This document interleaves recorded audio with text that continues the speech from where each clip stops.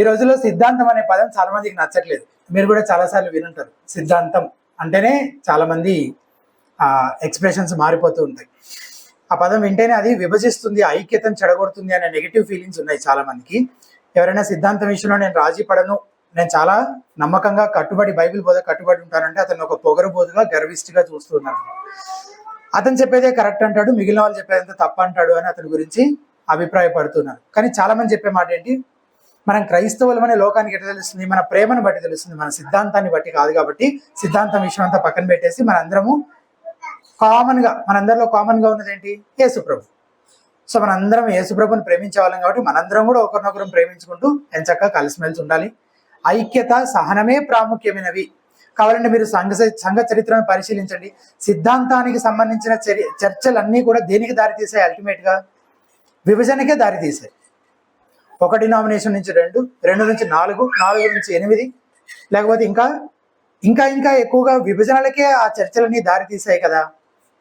జీవితం, అనుభవం, అనుభూతులు ఇవి ప్రాముఖ్యమైనవి, సిద్ధాంతం కాదు. దేవశాస్త్ర సంగతులు అంటేనే ఎంతో జీవం లేని చప్పని మాటలు అని చాలా మంది అభిప్రాయపడుతూ ఉన్నారనమాట. అయితే సరే, ఎవరి అభిప్రాయం వాళ్ళది, వాళ్ళెవరి గురించో మనకెందుకు, వాళ్ళ అభిప్రాయం వాళ్ళది, మన అభిప్రాయం మనది అని అనుకోవడానికి వీలు లేకుండా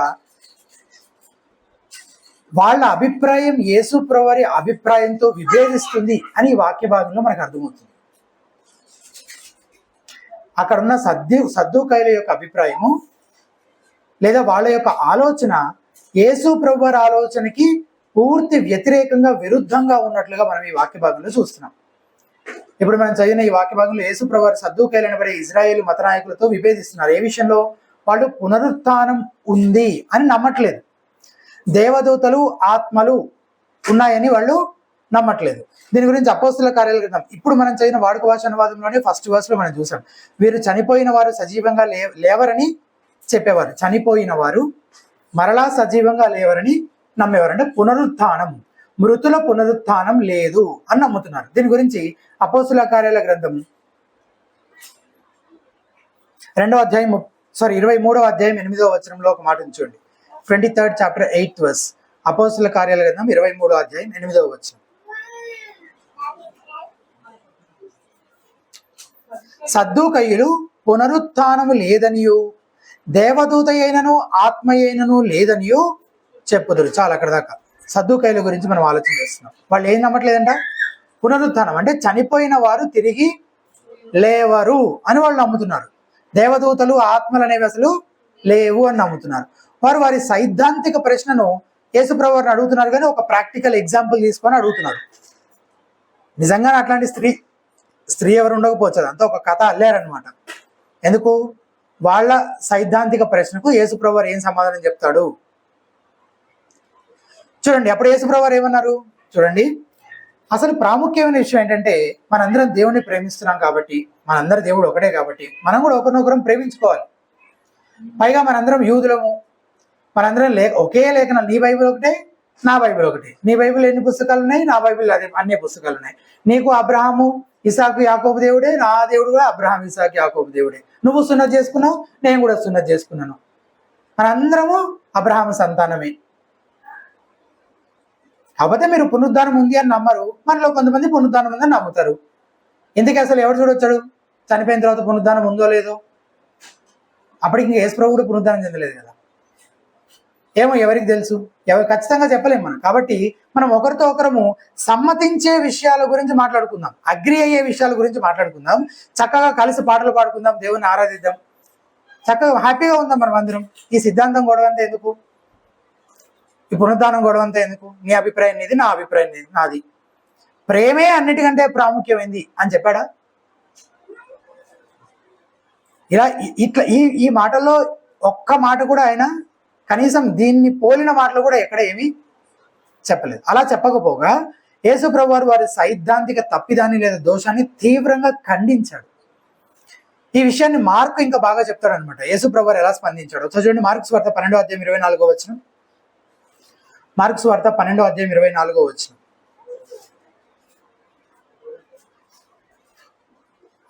ఆయన 24వ వచనం. అందుకు యేసు మీరు లేఖనములను గాని దేవుని శక్తిని గాని ఎరుగక పోవుట వలననే పొరబడుచున్నారు. ఏమవుతున్నారంట వాళ్ళు? పొరబడుచున్నారు. యు ఆర్ మిస్టేకెన్ అని చెప్తున్నాడు. పర్వాలేదులే, నువ్వేం నమ్మినా పర్వాలేదులే అని అంటున్నాడా? నమ్మట్లేదు. పునరుత్థానం అనే సిద్ధాంతం విషయంలో నువ్వేం నమ్మినా పర్వాలేదులే అనట్లేదు. ఇవే మాటలు మళ్ళీ రిపీట్ చేస్తూ 27వ వచనం, అదే 12వ అధ్యాయం 27వ వచనం, ఆయన సజీవుల దేవుడు కానీ మృతుల దేవుడు కాడు, కావున మీరు బహుగా పొరబడుచున్నారని వారితో చెప్పాను. You are greatly mistaken. అంటే ఆరోగ్యకరమైన బోధ విషయంలో యేసు ప్రభు వారు ఎంతో శ్రద్ధ కలిగి ఉన్నారు అని మనకి అర్థమవుతుంది. ఎందుకు ఇంత శ్రద్ధ వహిస్తున్నాడు? ఎందుకు? సత్యబోధను తీవ్రంగా తప్పుపడుతున్న వ్యక్తి సత్య దేవునికి మాత్రం దగ్గరగా ఉన్నాడని ఎట్లా అనుకోవాలి కదా? సత్యాన్ని తప్పుపడుతున్నటువంటి, దాన్ని వ్యతిరేకిస్తున్నటువంటి ఒక వ్యక్తి సత్య దేవునికి మాత్రం దగ్గరగా ఉన్నాడని ఎట్లా అనుకోగలం మనం? అలాగే సద్దూకయ్యులు సైద్ధాంతికంగా ఎక్కడ లేఖనాలకు దూరంగా తప్పిపోతున్నారో యేసుప్రభువు వారికి తెలుసు. అది తెలిసి వాళ్ళ తప్పేంటో వాళ్ళకి చెప్పకుండా, వాక్యంలో నుంచి దాన్ని చూపించి వాళ్ళకి వివరించకుండా, హెల్ప్ చేయకుండా, సరి చేయకుండా ఉంటే అప్పుడు నిజంగా అది ప్రేమ అనిపించుకుంటుందా? నిజంగా ప్రేమించే వాళ్ళు ఎప్పుడైనా ఏం చేస్తారు? అవతల వాళ్ళలో ఉన్న తప్పులను, వాళ్ళలో ఉన్న పొరపాట్లను కూడా వాళ్ళకి అర్థమయ్యేలాగా చూపించి దాన్ని సరి చేసుకునే అవకాశం వాళ్ళకి కల్పిస్తారు. అది నిజంగా ప్రేమ అంటే కదా. సో యేసుప్రభువు వారు కూడా తన ప్రేమను నిజంగా వ్యక్తపరుస్తున్నట్లే వాళ్ళని సరిచేయడం ద్వారా, నువ్వు పొరబడుచున్నావు అని చెప్తూ మళ్ళీ వాక్యంలో నుంచి ఆ పొరపాటు ఏంటో వాళ్ళకి వివరించి చెప్పడం ద్వారా ఆయన తన ప్రేమను ఒక విధంగా వారిపైన వ్యక్తపరుస్తున్నాడు, తన కనికరాన్ని చూపిస్తున్నాడు. కాబట్టి మనం ఆరోగ్యకరమైన సిద్ధాంతం విషయంలో శ్రద్ధ వహించాలి. ఎందుకు అనే దానికి ఒక 3 కారణాలు ఈరోజు మనం చూడబోతున్నాం. అదే మన ప్రసంగాంశం, ఈ రోజు ప్రసంగాంశం. సిద్ధాంతం గురించి మనం ఎందుకు శ్రద్ధ వహించాలి? సిద్ధాంతం అనే మాట గురించి ఆలోచిస్తే, సిద్ధాంతం అనే మాటకు అక్షరార్థంగా ఒక్క మాటలో దాని భావం, ఇంకొక పర్యాయ పదం లాగా ఇంకొక మాట చెప్పాలంటే ఏం చెప్పచ్చు? బోధ. సిద్ధాంతం అనే వాటికి ఇంకొక మాట అక్షరార్థంగా దాన్ని ట్రాన్స్లేట్ చేయాలంటే బోధ అని ట్రాన్స్లేట్ చేయొచ్చు. మరి క్రైస్తవ సిద్ధాంతం అంటే ఏంటి? దాని డెఫినేషన్ ఏంటి? క్రైస్తవులైనటువంటి మనం నమ్మి ఆచరించి ఇతరులకు బోధిస్తున్న వాక్యానుసారమైన బోధలు. ఏమేంటివి? క్రైస్తవులమైనటువంటి మనం నమ్మి, మనం ఏం నమ్ముతున్నామో అవి, తర్వాత ఆచరించి మరియు ఇతరులకు బోధిస్తున్నటువంటి బోధలనే కలిపి మనం ఏమంటున్నాము? క్రైస్తవ సిద్ధాంతము అని అంటున్నాం అనమాట. సిద్ధాంతం గురించి ఎందుకు మనం శ్రద్ధ వహించాలి అంటే దానికి ఒక 3 కారణాలు. ఏంటంటే ఒక్కొక్కటి చూద్దాం. మొదటిది, యేసుక్రీస్తు ప్రభువు వారి సిద్ధాంతం గురించి శ్రద్ధ వహించాడు కాబట్టి, ఆయన శ్రద్ధ వహించాడు కాబట్టి మనం కూడా శ్రద్ధ వహించాలి. ఆయన పర్లేదు అని లైట్ తీసుకుంటే మనం కూడా లైట్ తీసుకొని ఉండేవాళ్ళు. యేసు ప్రభు వారు ఏం అనట్లేదు, బ్రదర్స్ మరేం పర్వాలేదులే, మీకు విశ్వాసం ఉంది, మీరు నమ్మకంగా యథార్థంగా ఉంటే సరిపోతుంది, మీరందరూ ఎవరు? మనం అందరం సహోదరులం, నేను మిమ్మల్ని ప్రేమిస్తున్నాను, మనం పునరుద్ధానం వంటి చిన్న చిన్న విషయాల్లో విభేదిస్తూ ఉండొచ్చు కానీ పర్వాలేదు, నేను మీ అభిప్రాయాలను గౌరవిస్తాను, ప్రతి ఒక్కరికి వాళ్ళ వాళ్ళ అభిప్రాయాలు ఉంటాయి కదా అని అంటున్నారా? అట్లా అనట్లేదు. మీరు తప్పు చేశారు అని తేల్చి చెప్తున్నాడు. అలా చెప్పడానికి కారణాలు ఏంటో కూడా వివరిస్తున్నారు. కానీ చాలామంది యేసు ప్రభు వారికి లాగా స్పందించరు. ఎందుకు అట్లా స్పందించరు? దాని వెనకాల ఒక తప్పుడు ఆలోచన ఉంది. అది చాలాసార్లు మీకు జ్ఞాపకం చేస్తూ వచ్చాను నేను ఇప్పటివరకే. ఏంటంటే there is no absolute truth. అసలు పరమ సత్యం అనేది ఏదీ లేదు, ఉన్నదల్లా రిలేటివ్ ట్రూత్ మాత్రమే. అంటే నీ సత్యం నీది, నా సత్యం నాది.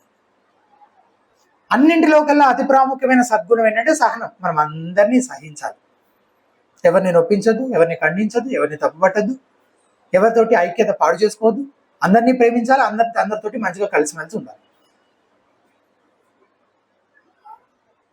నీకు సత్యం అనిపించింది నాకు అబద్ధం అనిపించవచ్చు, నాకు సత్యం అనిపించింది నీకు అబద్ధం అనిపించవచ్చు. అసలు ఒకరినొకరు సరి చేసుకోవడం అనేది ఉండకూడదు.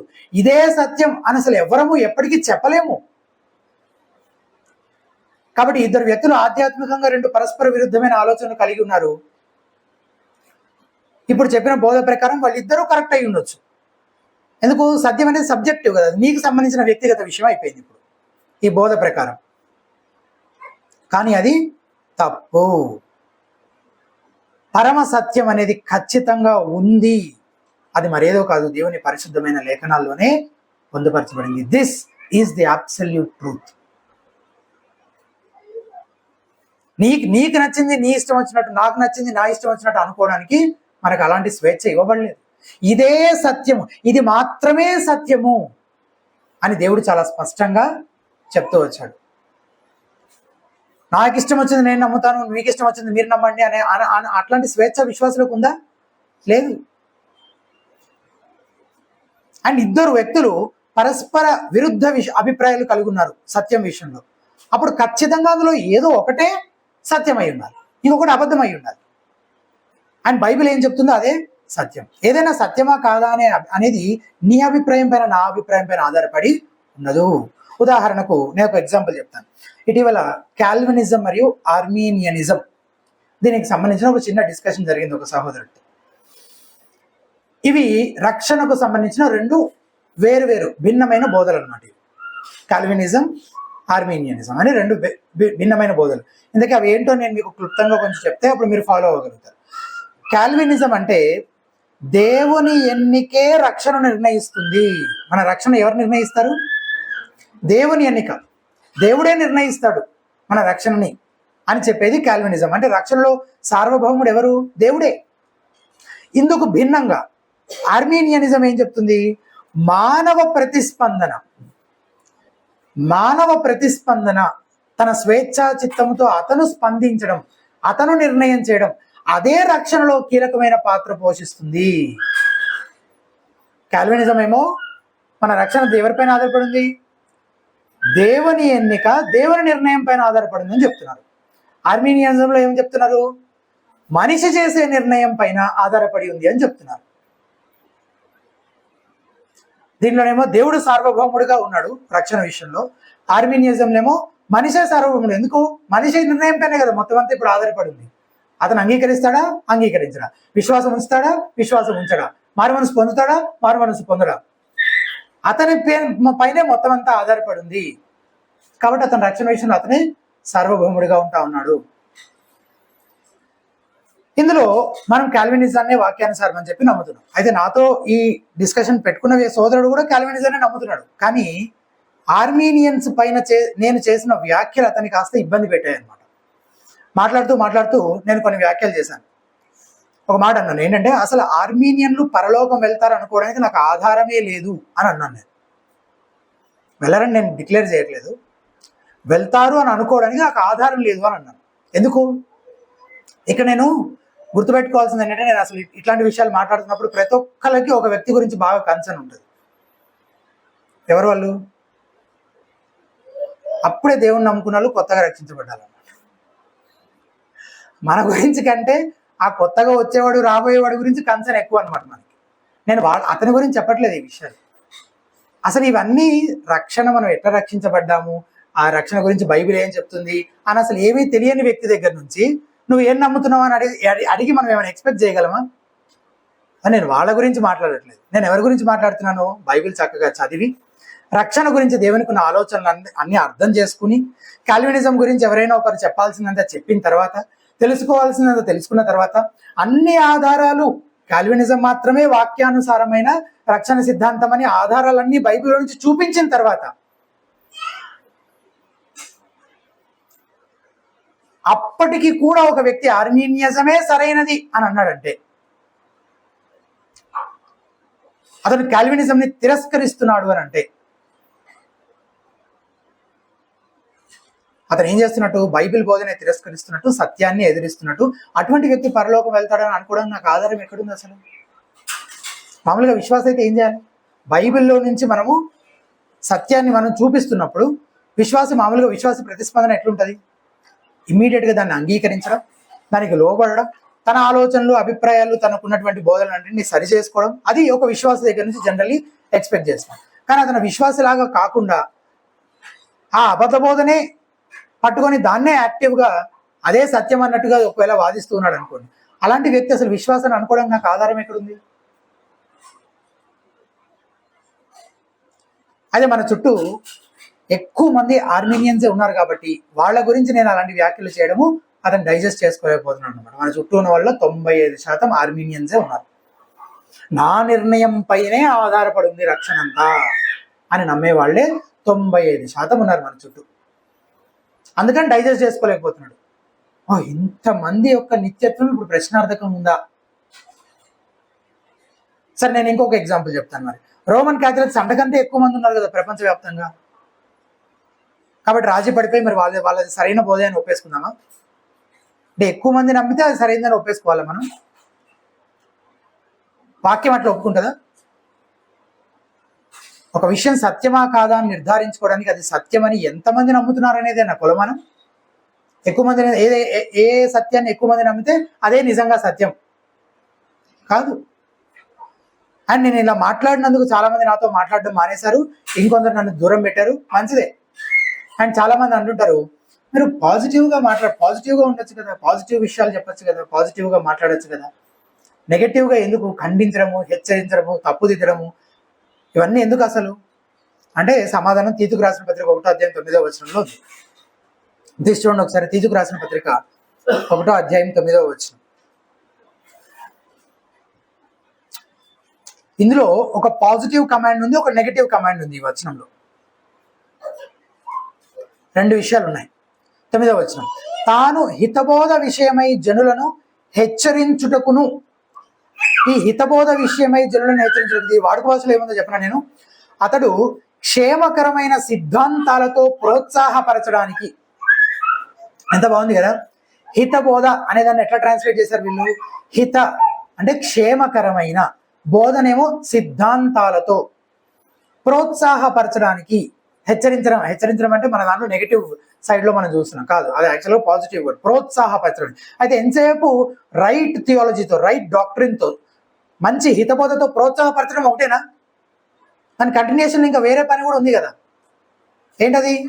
ఎదురాడి వారి మాట ఖండించుటకును. సో ఇవి 2 ఇవ్వబడ్డాయి బాధ్యతలుగా, 2 చేయాలి మనం.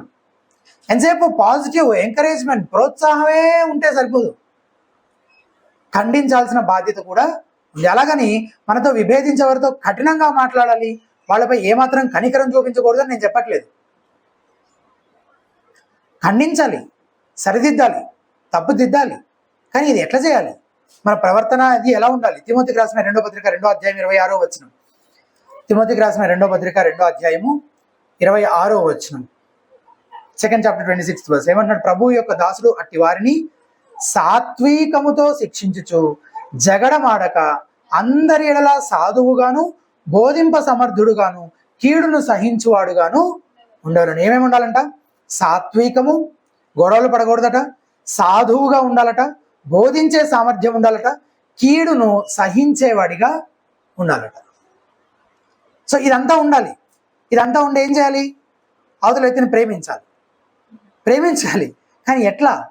అతని తప్పును అతనికి చూపించి అతన్ని సరి చేసుకోవడానికి సహాయం చేయడం ద్వారా, ఖండించడం ద్వారా ఈ 2 బాధ్యతలు మనపై ఉన్నాయని గుర్తుపెట్టుకోవాలి. ఓకే.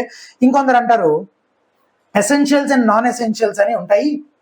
ఎసెన్షియల్స్ విషయంలో మనం essentials, non essentials, essential doctrines, non essential doctrines అంటే అవసరమైనవి, ప్రాముఖ్యమైనటువంటి సిద్ధాంతాలు, అంత ప్రాముఖ్యం కాని సిద్ధాంతాలు అని 2 కేటగిరీస్గా డివైడ్ చేశారనమాట. ఎసెన్షియల్స్ అంటే దీంట్లో ఏమేమి పెడుతుంటారు యూజువల్గా అంటే ఈ ఎసెన్షియల్స్ విషయంలో చాలా ప్రాముఖ్యమైనవి అని చెప్తున్నటువంటి ఈ సిద్ధాంతాల విషయంలో ఇంకా రాజీ లేదు, అసలు వెనక్కి తగ్గేది లేదు. కానీ నాన్ ఎసెన్షియల్స్ అంత ప్రాముఖ్యమైనవి కాదు అని ఇంకో కేటగిరీ పెట్టి వీటి విషయంలో పర్వాలేదు, ఎవరైనా నమ్మినా మనము పెద్దగా దాని గురించి గొడవ పడక్కర్లేదు, వాదించనక్కర్లేదు, వాళ్ళని అబద్ధ బోధకులను అనక్కర్లేదు, వాళ్ళతో విభేదించి ఐక్యతను పాడు చేసుకోనక్కర్లేదు అని అంటారు. సరే, ఈ ఎసెన్షియల్ డాక్ట్రిన్స్ లేదా కోర్ డాక్ట్రిన్స్, సెంట్రల్ డాక్ట్రిన్స్ అని కూడా అంటుంటారు. ఉదాహరణలు ఏంటి? దైవావేశము, లేఖన అంతిమ అధికారం, త్రిత్వం, యేసుక్రీస్తు దైవత్వం, ఆయన ప్రాయశ్చిత్తం, అలాగే పునరుత్థానం, 2వ రాకడ, సొంత నీతిక్రియల ద్వారా కాకుండా కృపచేత విశ్వాసము ద్వారా మాత్రమే నీతిమంతులుగా తీర్చబడట, భవిష్యత్తు తీర్పు, ఇవన్నీ చాలా ప్రాముఖ్యమైనవి, చాలా అవసరమైనవి. వీటి విషయంలో అసలు రాజీ అనే ప్రసక్తే లేదు అని చెప్తారు. మంచిది. అలాగే నాన్ సెంట్రల్ డాక్ట్రిన్స్ లేదా నాన్ ఎసెన్షియల్ డాక్ట్రిన్స్ అని కొన్ని పెట్టుకొని అందులో సంఘం ఎత్తబడడం, అది ఎప్పుడు ఎత్తబడుతుంది, తర్వాత కాల్వినిజం, ఆర్మినిజం, ఇట్లాంటి వాటన్నిటిని ఇందులో పెట్టని ఈ విషయాలు ఏం చేయాలి? మనం సర్దుకుపోవాలి అని చెప్తారు. ఇప్పుడు నా ప్రశ్న ఏంటంటే, నేనేమంటానంటే, అసలు ఇలాంటి ఒక వర్గీకరణ చేసే హక్కు కానీ అధికారం కానీ ఎవరిచ్చారు వీళ్ళకి? బైబిల్ ఎక్కడ ఉందా? ఇవి ప్రాముఖ్యమైనవి, ఇవి ప్రాముఖ్యమైనవి కావు. ఇవి మాత్రం చాలా అవసరమైన, వీటిలో రాజీ పడద్దు, ఇవి మాత్రం పర్వాలేదు మీరు రాజీ పడచ్చు, వీటి విషయంలో మీరు ఎవరిని అబద్ధబోధ చేస్తున్నారు అనొద్దు, అది వాక్యానికి ఎంత విరుద్ధంగా ఉన్నా సరే మీరు వాళ్ళని అబద్ధబోధకులు అనొద్దు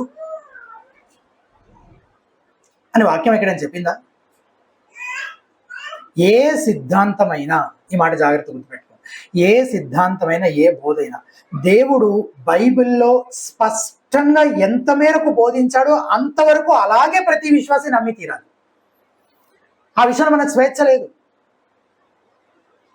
ఎంత మేరకు స్పష్టంగా దేవుడు బోధించాడో అంత మేరకు ఖచ్చితంగా ప్రతి ఒక్కరూ అలాగే అదే నమ్మి తీరాలి. ఎవరికి ఇష్టం వచ్చినవి వాళ్ళు నమ్మి, ఇష్టం లేనివి నమ్మకపోయినా పర్వాలేదనే వెసులుబాటు కల్పించే అధికారం ఎవరికి యేసుప్రభు వారు ఇవ్వలేదు. ఫలానవి అవసరమైనవి, ఫలానవి అవసరం లేనివి, ఫలానవి కీలకమైనవి, ఫలానవి కీలకమైనవి కావు అని ఎవరైనా ఎలా నిర్ధారిస్తారు? అసలు దీనికి స్టాండర్డ్ ఏంటి? అసలు కొలమానం ఏంటి? మీరు ఆలోచించండి. దీనికి కొలమానం ఏమైనా బైబిల్లో ఎక్కడ ఉందా? ఇదిగో ఫలానా ఈ వచనాలను ఆధారం చేసుకొని, ఈ మెజరింగ్ యార్డ్ పెట్టుకొని, ఈ యార్డ్ స్టిక్ పెట్టుకొని, ఈ కొలమానం ప్రకారం ఇదిగో ఇవి అవసరము, ఇవి అంత అవసరం లేని అని మనం నిర్ధారించుకోవడానికి ఏదైనా మెజరింగ్ స్టిక్ ఏదైనా ఉందా బైబిల్లో? కొలమానం ఏమైనా ఉందా? కొంతమంది అంటారు యేసుక్రీస్తుకి బాగా ముడిపడి ఉన్నటువంటి సిద్ధాంతాలన్నీ కీలకమైనవి అని చెప్తారు. నన్ను అడుగుతున్నా, అసలు ఏ సిద్ధాంతం యేసుక్రీస్తుకు సంబంధం లేకుండా ఉంది? ఏ సిద్ధాంతం సువార్తకి పూర్తిగా డిస్కనెక్టెడ్గా ఉంది? ఏది లేదు. సో దీనికి కొలమానం బైబిల్లో లేదు. బేసిక్గా లేదు. కాబట్టి ఇప్పుడున్న పరిస్థితి ఎట్లుందంటే, ప్రతి డినామినేషన్కి ఒక లిస్ట్ ఉంటుంది, ప్రతి ఆర్గనైజేషన్కి ఒక లిస్ట్ ఉంటుంది. ఇదిగో ఇవి అవసరమైన కీలకమైన సిద్ధాంతాలు, వీటి విషయంలో మాత్రం మేము ఓకే, ఫ్రెండ్లీ డిసగ్రిమెంట్కి ఓకే అని అందరి దగ్గర ఒక్కొక్క లిస్ట్ ఉంది. అన్ని లిస్టులు వేరు వేరుగా ఉన్నాయి. కొందరు కొన్నింటిని ప్రాముఖ్యమైన అంటున్నారు, కొందరు కాదు అవి ప్రాముఖ్యమైన కాదు అని ఇంకొందరు అంటున్నారు. ఎందుకు? అసలు మెజరింగ్ స్కేల్ అనేది ఎక్కడ లేదు. నీకు అసలు మెజరింగ్ కొలమానమే బైబిల్లో లేనప్పుడు ఇంకా నువ్వు ఆ వర్గీకరణలో ఆబ్వియస్గా ఎవరిష్టం వచ్చినట్టు వాళ్ళు చేసుకుంటూ పోతుంటారు. ఇంకా అయినా అసలు కాల్వినిజం, అర్మీనిజం అనేది కూడా నాన్ ఎసెన్షియల్ అని ఒక బోధకుడు నేనున్న మీటింగ్లోనే చెప్తున్నారు. చెప్పగా నేను విన్నాను.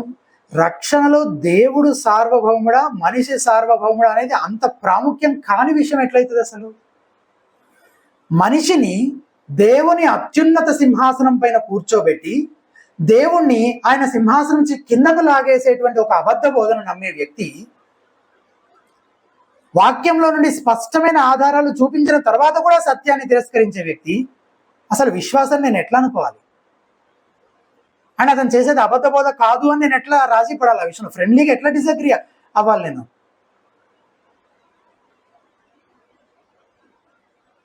మన రక్షణకు సంబంధించినది అంత ప్రాముఖ్యమైన బోధని నాన్ సెంట్రల్, నాన్ ఎసెన్షియల్ అని చెప్పడము అది వాక్యానుసారమైనది కానే కాదు. ఈ వాక్య భాగంలో సద్దుకైలు కూడా ఒక సిద్ధాంతపరమైన అంశాన్ని లేవనెత్తున్నారు. ఏంటది? దేవుడు మృతులను లేపుతాడని, దేవుడు మృతులను లేపడం గురించి, చనిపోయిన వారిని తిరిగి లేపడం గురించి దాన్ని వాళ్ళు తిరస్కరిస్తున్నారు. దేవుడు మృతులను లేపుతాడని తిరస్కరించడం అంటే ఇక్కడ వీళ్ళ అండర్స్టాండింగ్ ఏంటో తెలుసా? సద్దుకైల అండర్స్టాండింగ్, ఎవరైనా ఒక వ్యక్తి చనిపోయాడంటే ఇంకంతే, ఇక అయిపోయినట్టే. అంటే తర్వాత ఇంకేమీ లేదనమాట. ఇంకా అసలు అతను ఉనికిలోనే లేకుండా పోయాడు అని నమ్ముతున్నారనమాట వీళ్ళు. అందుకే తిరిగి లెగవడం అనేది ఇంకేమీ ఇక లేదు. ఒకవేళ అదే నిజమైతే మరి నీతిమంతులకు భవిష్యత్తులో బహుమానాలు లభిస్తాయని, అలాగే దుష్టులకు శిక్ష విధించబడుతుందని, అంటే నీతిమంతులు దుష్టులు ఉండాలి కదా, బహుమానాలు తీసుకోవడానికైనా శిక్ష అనుభవించడానికైనా వాళ్ళు సజీవంగా ఉంటేనే కదా అదంతా సాధ్యపడేది. సో ఒకవేళ ఎవరైనా మృతుల పునరుద్ధానం లేదంటున్నారంటే అప్పుడు వాళ్ళు బైబిల్ చేస్తున్న ఈ బోధను తిరస్కరిస్తున్నారని.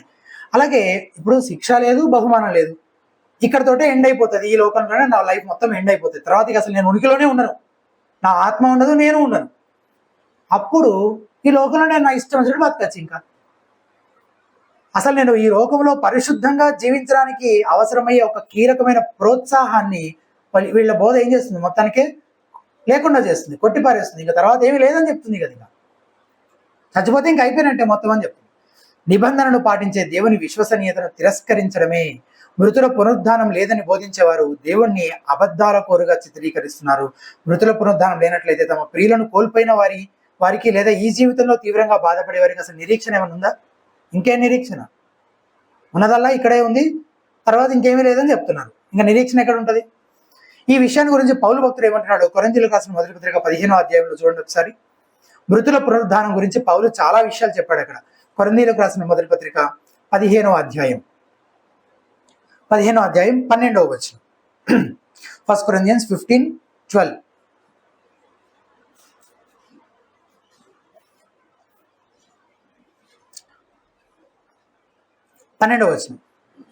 క్రీస్తు మృతులలో నుండి లేపబడి ఉన్నాడని ప్రకటింపబడుచుండగా, ఏమని ప్రకటించబడుతుందంట? క్రీస్తు మృతుల నుంచి లేపడు అంటే ఆయన పునరుద్ధానం చెందాడు అని ప్రకటించబడుతుంటే మీలో కొందరు ఏమంటున్నారు? మృతుల పునరుద్ధానం అసలు లేనే లేదని చెప్తున్నారు. మృతులేంటి, తిరిగి లేకపోవటం ఏంటి అసలు? మీ పిచ్చి కాకపోతే అట్లాంటిది అసలు జరగదు అని చెప్తున్నారు కొంతమంది. 13వ వచనం, మృతుల పునరుద్ధానం లేని ఎడల అప్పుడు క్రీస్తు కూడా లేపబడి ఉండలేదు. మరియు క్రీస్తు లేపబడి ఉండని ఎడల మేము చేయు ప్రకటన వ్యర్థమే. ఇంకెందుకు మేము ప్రకటించడం?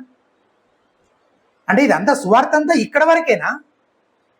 తర్వాత ఏం లేదా? ఇక అప్పుడు మేము ప్రకటించేది వ్యర్థమే, మీ విశ్వాసము వ్యర్థమే. దేవుడు క్రీస్తును లేపనని ఆయనను గురించి మేము సాక్ష్యము చెప్పి ఉన్నాం కదా. మృతులు లేపబడిన ఎడల దేవుడు ఆయనను లేపలేదు కనుక మేమును దేవుని విషయమై అబద్ధపు సాక్షులుగా ఆగుపడుతున్నాం. అంటే మేము చెప్పిందంతా అబద్ధం అనమాట. మృతులు లేపబడిన ఎడల క్రీస్తు కూడా లేపబడలేదు. క్రీస్తు లేపబడిన ఎడల మీ విశ్వాసం వ్యర్థమే, మీరు ఇంకనూ మీ పాపంలోనున్నారు. అంతేకాదు, క్రీస్తునందు నిద్రించిన వారును నశించారు. ఇంకా ఆ విషయంలో కూడా నిరీక్షణ లేదు. క్రీస్తునందు నిద్రించారు, కానీ వాళ్ళు నిద్రించడంతో మొత్తానికి నశించారని కదా వీళ్ళ అభిప్రాయం. మృతుల బృందానం లేదని చెప్పేవాళ్ళు. ఈ జీవిత కాలం మట్టుకే మనం క్రీస్తునందు నిరీక్షించిన వారమైన ఇలా మనుషులందరికంటే దౌర్భాగ్యులమై ఉందము. ఇది యేసు ప్రభువారు స్పష్టం చేసిన మొదటి విషయం. సిద్ధాంతపరంగా సత్యబోధ అబద్ధ బోధ అనేవి ఉన్నాయి అని మనము సత్యబోధ పక్షంగా ఉండి అబద్ధ బోధను ఖండించే వారంగా, సరిచేసే వారంగా, వ్యతిరేకించే వారంగా ఉండాలి. రెండవ విషయం ఏం చెప్తున్నారంటే, ఆరోగ్యకరమైన సిద్ధాంతానికి మూలం మానవ హేతువు కాదు కానీ లేఖనాలను సరిగ్గా అర్థం చేసుకోకపోవడమే అని యేసుప్రభువారు చెప్తున్నారు. మానవ హేతు అంటే హ్యూమన్ రీజనింగ్. ఈ వాక్య భాగంలో మనం చూసే సద్దూకయ్యులు యేసుప్రభు ఇద్దరు లేఖనాలనే అంతిమ అధికారంగా కలిగి ఉన్నట్టు అనిపిస్తుంది. అల్టిమేట్ అథారిటీ ఎవరిదని చెప్తున్నారు? సద్దూకయ్యులైనా సరే, యేసుప్రభువారు అయినా సరే లేఖనాలే. ఎందుకు? వాళ్ళు మోసే మాటలనే ఉటంకించి ప్రశ్న అడుగుతున్నారు. అదిగో మోసే ధర్మశాస్త్రంలో ఇట్లా చెప్పాడు కదా అని. యేసుప్రభువారు జవాబు చెప్పేటప్పుడు కూడా అదిగో మోసే మండే పొద దగ్గర ఉన్నప్పుడు పలానా మాటలు సూచించాడు కదా. ఇద్దరు వాక్యంలో నుంచే తీసుకొని మాట్లాడుతున్నారు. తేడా ఎక్కడుంది? సద్దూకయ్యులు వాక్యాన్ని సరిగ్గా అర్థం చేసుకోలేదు. వాక్యంలో అంతా మృతుల పునరుద్ధానం ఉందని చెప్తుంటే వీళ్ళు మాత్రం ఏమని చెప్తున్నారు? లేదని చెప్తున్నారు. ఎందుకంటే చెప్తున్నారు? వీళ్ళకి సరిగ్గా అర్థం కాలే. మార్కు 12:24 ఇందాక మనం చదివాం. అందులో అసలు ఈ సద్దూకయ్యుల సమస్య ఏంటో చాలా క్లుప్తంగా యేసుప్రభువారు చెప్పారు చక్కగా. ఏమని? మీరు లేఖనములను కానీ దేవుని శక్తిని కానీ ఎరుగకపోవటం వలననే పొరపడుతున్నారు. ఏంటంటే అంట, ఏమేమి ఎరగలేదంట?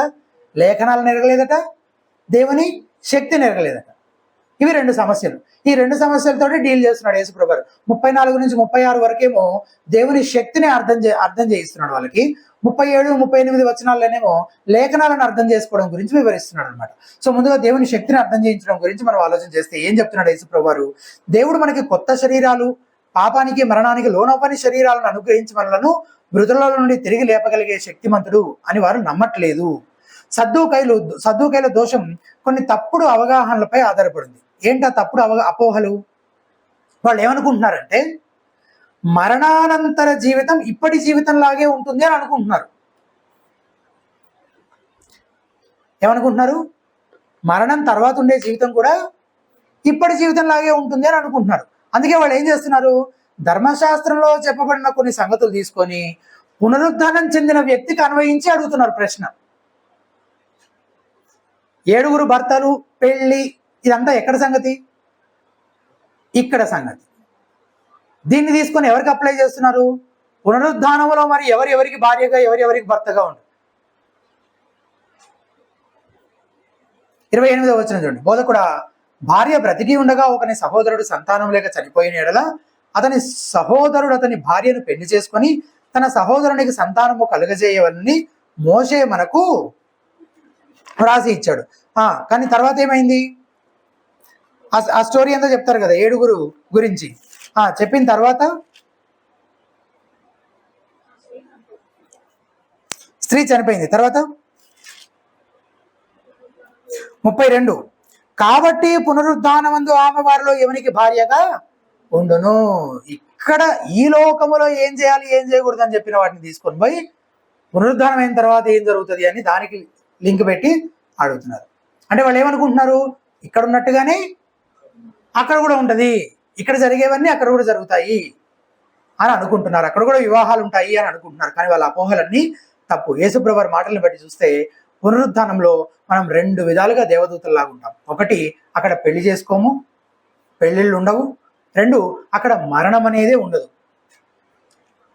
పరిశుద్ధ దూతలాగా మనము పాపము చెయ్యము. 36వ వచనంలో చూడండి, వారు పునరుత్థానములో పాలివారయుండి దేవదూత సమానులను దేవుని కుమారులునయ్యుందురు గనక వారికను చావనే చావరు. సో యేసుప్రభు ఏమని స్పష్టం చేస్తున్నారు, అక్కడ పెళ్లిళ్ళు ఉండవు, అలాగే అక్కడ మరణం కూడా ఉండదు, మీరు దేవదూత సమానులుగా ఉంటారు అని చెప్తున్నాడు. మరి దేవుని కుమారులు నయ్యుందురు అంటున్నాడు ఏంటి? అప్పటికి దేవుడి కుమారులు అయి ఉండడం ఏంటి? ఇప్పుడు మన దేవుని కుమారులం కాదా? మనం తిరిగి జన్మించడంతోనే దేవుని కుమారులం. కానీ మనం మన పునరుత్థాన శరీరాలు ధరించుకొని పరలోకానికి కొనిపోబడినప్పుడే మనం సంపూర్ణ భావంలో దేవుని కుమారులము అవుతామన్నమాట. అలాగే నాకు చాలాసార్లు ఒక కన్సర్న్ కూడా అనిపించేది, పరలోకంలో అసలు పెళ్ళి ఉండదా, మరి ఎట్లా అసలు? ఆల్రెడీ చేసుకున్న వాళ్ళకి ఏం తెలియదులే, ఇప్పుడున్నట్టుగానే అక్కడ కూడా ఉంటారు వాళ్ళు. చేసుకున్న వాళ్ళకి ఆ తేడా తెలుస్తుంది. అసలు ఊహించుకోవడానికే కొంచెం కష్టంగా ఉంటుంది, పెళ్ళే లేని ఆ లోకం. కానీ మనతో పాటు క్రీస్తు ఉండగా మనకు అసలు కొదువేమీ ఉండదు అని బైబిల్ చాలా స్పష్టంగా చెబుతుంది. అరే పలానా సంబంధంలో నేను లేనే, పలానా వస్తువు నా దగ్గర లేదే, ఇది తక్కువైందే అని ఎక్కడా ఏది అనిపించినంత పరిపూర్ణ సంతృప్తి కలిగిన ఆ సంతోషం ఆనందంతో మనము ఆయన సన్నిధిలో ఉంటామని బైబిల్ చెప్తుంది. ఇక్కడ ఉన్నప్పుడు మనకు అది అర్థం కాదు, అక్కడికి వెళ్ళాకే అర్థమవుతుంది. అసలు ఊహించుకోవడానికే మన ఊహకు అందనటువంటి విషయాలు అవన్నీ. సద్దూకయ్యులు వీళ్ళు ఏం చేస్తున్నారంటే మానవ మేధస్సుకి ఎక్కువ ప్రాధాన్యత ఇచ్చేవారు. అంటే హ్యూమన్ రీజనింగ్, ఆలోచన సామర్థ్యం పైన ఎక్కువగా డిపెండ్ అయి ఉండేవాళ్ళు. వారి మేధస్సుకు మించిన విషయాలు ఇవన్నీ కాబట్టి వాళ్ళు యాక్సెప్ట్ చేయట్లేదు. ఏంటది? మృతుల పునరుద్ధానం గురించి. దేవుడు తన శక్తితో మృతులను తిరిగి లేపుతాడనే సత్యాన్ని వాళ్ళు అంగీకరించలేకపోతున్నారు. ఎందుకంటే it is beyond their reasoning. వాళ్ళు ఆలోచించగలిగిన దానికంటే మించిన విషయాలు అన్నమాట. అసలు లేఖనాన్ని మనం ఎలా అర్థం చేసుకోగలము అంటే, ముందు మనం పైనుంచి పుట్టిన వారం అయి ఉండాలి. అంటే దేవుని మూలంగా తిరిగి జన్మించడం వల్ల అయితేనే కదా ఫస్ట్ దేవుని సంగతులు, దేవుని మాటలు, దేవుని విషయాలు మనం అర్థం చేసుకోగలుగుతాం. అలా తిరిగి జన్మించిన వారు దేవుని వాక్యం చెప్పే ప్రతిదానికి లోబడతారు. వాళ్ళ మేధస్సుకు అది అందకపోయినా సరే, వాళ్ళ రీజన్కి బియాండ్గా ఉన్నా సరే, వాళ్ళు దేవుని సంగతులను అంగీకరించగలిగే మనసు దేవుడు వారికి అనుగ్రహిస్తాడు. లేకపోతే ఏమవుతుంది? ఇలాంటి భయంకరమైన తప్పుడు బోధలో చిక్కుకునే ప్రమాదము ఉంటుంది. 37, 38 వచనాల్లో సద్దూకయ్యులు లేఖనాలను అర్థం చేసుకోలేకపోతున్నారు అని యేసుప్రభు వివరిస్తున్నారు. ఎట్లా వివరిస్తున్నారు చూడండి ఒకసారి. దేవుడు అబ్రహాము, ఇస్సాకు, యాకోబు దేవుడిగా మోషేకు మండే పొదలో కనిపించిన సంఘటన యేసుప్రభు జ్ఞాపకం చేశారు. ఎక్కడ? 37వ వచనం చూద్దాం ఒకసారి. 37వ వచనం చూడండి. భాగములో ప్రభువు అబ్రహాము దేవుడనియు, ఇస్సాకు దేవుడనియు, యాకోబు దేవుడని చెప్పుచు. చాలు. అప్పటికి వాళ్ళందరూ బతుకున్నారా? మోసేతో దేవుడు మండే పొదలో మాట్లాడే టైంకి వీళ్ళందరూ బతుకున్నారా? వీళ్ళందరూ ఎప్పుడో చనిపోయారు. చనిపోయి కొన్ని దశాబ్దాలు దాటింది ఇప్పటికీ దేవుడు ఈ మాటలు మాట్లాడుతున్నప్పుడు మోషేతో. మరి చనిపోయిన వాళ్ళకి నేను దేవుడు అని చెప్తున్నాడు ఏంటి?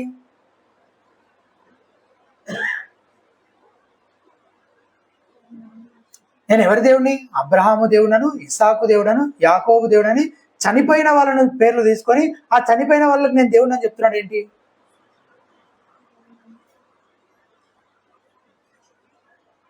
ఒకవేళ సద్దూకయ్యుల ఆలోచన ప్రకారం మనం ఆలోచిస్తే కాసేపు, అసలు మరణించిన తర్వాత అసలు ఉనికిలోనే లేకుండా పోతాడు ఒక వ్యక్తి అనేది నిజమైతే,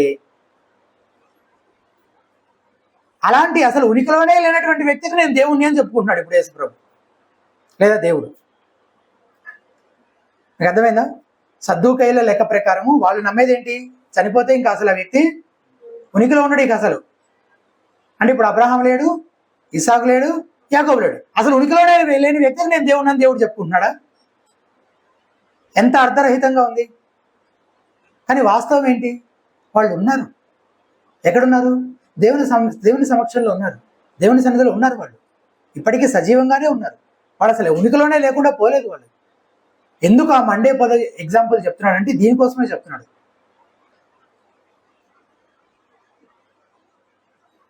ఒకవేళ పితరులు కూడా చనిపోయి అసలు ఉనికిలోనే లేకుండా పోయారనుకుంటే అప్పుడు దేవుడు వారికి చేసిన వాగ్దానాలన్నీ కూడా, నిబంధనలన్నీ కూడా ఉత్తవే. ఎందుకంటే అన్ని భవిష్యత్తులోనే ఉంటాయి.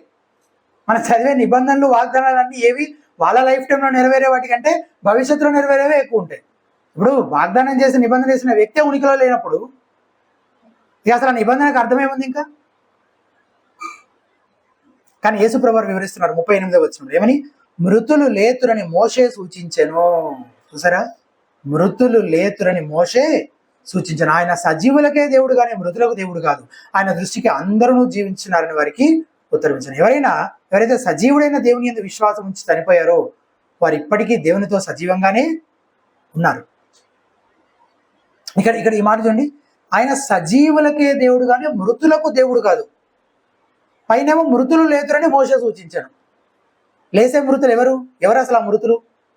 ఎవరు లెగుస్తారు? చనిపోయిన వారు. చనిపోవడం అంటే ఎలా చనిపోయారు? శారీరకంగా. శరీరం చనిపోయింది, ఆత్మ సజీవంగానే ఉంది. కాబట్టి వాళ్ళు తిరిగి లేస్తారని మోషే సూచిస్తున్నాడు. కంటిన్యూషన్. ఆయన సజీవులకే దేవుడు కానీ మృతులకు దేవుడు కాదు. ఈ మృతులు ఎవరు మరి? చనిపోయిన వాళ్ళే తిరిగి లేస్తారని అన్నాం కదా.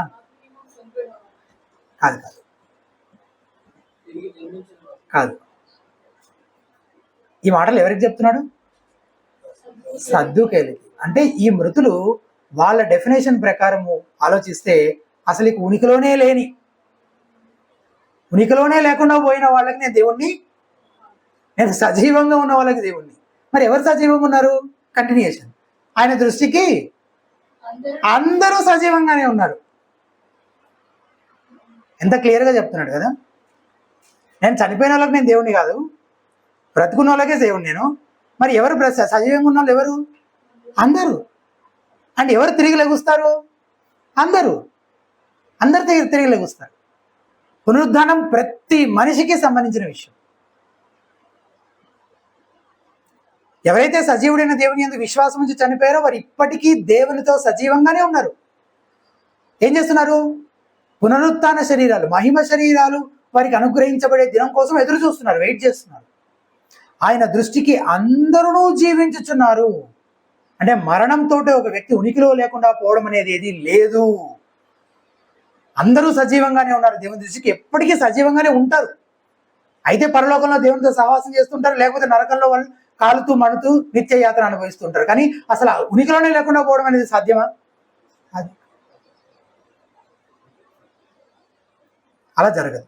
విశ్వాసులు కూడా ఈ లోకంలో వారు చనిపోయినప్పటికీ దేవునితో నిత్యం పరలోక జీవితాన్ని జీవిస్తారు అని కాల్విన్ భక్తుడు అంటాడు. సో ఇంతవరకు మనం ఏం చేస్తూ వచ్చామంటే సిద్ధాంతం గురించి మనం ఎందుకు శ్రద్ధ తీసుకోవాలి అంటే యేసు ప్రవర్తన గురించి శ్రద్ధ తీసుకున్నారు కాబట్టి ఇంత టైం కేటాయించి దేవునికి ఆ శక్తి ఉంది, ఈ లోకం వంటిది కాదు ఆ లోకము, అక్కడ అలా ఉండదు, ఇలా ఉంటుంది, మృతులు తిరిగి లేస్తారు, ఇదిగో మోషే చెప్పాడు కదా, ఈ సంగతులు మీకు అర్థం కాలేదా అని వాటిని వివరిస్తూ వాళ్ళని తప్పుపడుతూ నువ్వు ఆలోచన చేస్తుంది తప్పు, మీరు పొరపడుచున్నారు. ఇదంతా ఎందుకు? Because doctrine matters. మనం ఏ సిద్ధాంతాన్ని మనం నమ్ముతున్నాం అనేది అది ప్రాముఖ్యమైంది కాబట్టి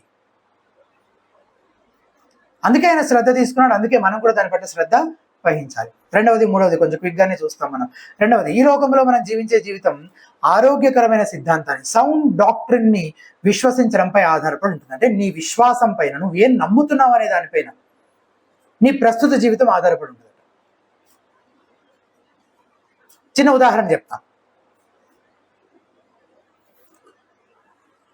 అయితే మొదటిగా మనం అర్థం చేసుకోవాల్సిన విషయం ఏంటంటే ఎవరైనా యేసు ప్రభుకు లోబడుతూ సిద్ధాంతపరంగా అబద్ధ బోధనలు కలిగి ఉండే అవకాశం ఉందా? రెండు విషయాలు. యేసు ప్రభుకు లోబడుతున్నానని చెప్తున్నాడు, కానీ సిద్ధాంతపరంగా అబద్ధ బోధనలు నమ్ముతున్నాడు. సాధ్యమేనా ఇది?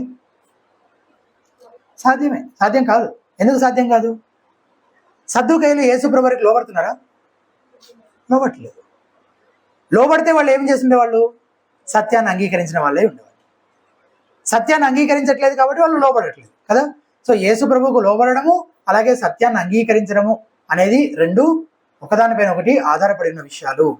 వీళ్ళు ఏం చేస్తున్నారు, ఆయన్ని వ్యతిరేకిస్తున్నారు, వారు ఆయన అధికారాన్ని ప్రశ్నిస్తున్నారు, ఆయన ప్రజల ముందు అవమానించాలని చూస్తున్నారు. కానీ యేసు ప్రభువు మాత్రం తన అధికారాన్ని ఆధిపత్యాన్ని స్థాపిస్తూ వాళ్ళని ఏం చేస్తున్నాడు, ఖండిస్తున్నాడు.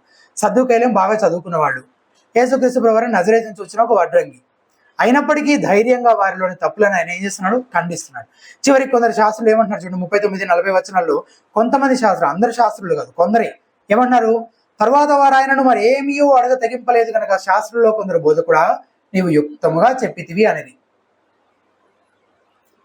నిశ్చయంగా ఒక వ్యక్తి అంతా తెలిసి సిద్ధాంతపరంగా ఒక అబద్ధ బోధన కలిగి ఉన్నాడంటే, నమ్ముతున్నాడు అని అంటే, అంతా తెలిసి, నిన్నమొన్న రక్షించబడిన వ్యక్తి గురించి మాట్లాడుతున్నాను, అంతా తెలిసి ఒకవేళ ఒక వ్యక్తి అబద్ధ బోధను నమ్ముతున్నాడు, ప్రకటిస్తున్నాడు అంటే, అతను కేవలం యేసుక్రీస్తు ఆధిపత్యానికి లోబడకుండా ఆయన అధికారాన్ని త్రోసిపుచ్చుతూ అర్థం చేసుకోవడానికి కష్టంగా ఉండే కొన్ని వాక్య భాగాల ముసుగులో దాక్కుంటున్నాడు అంతే.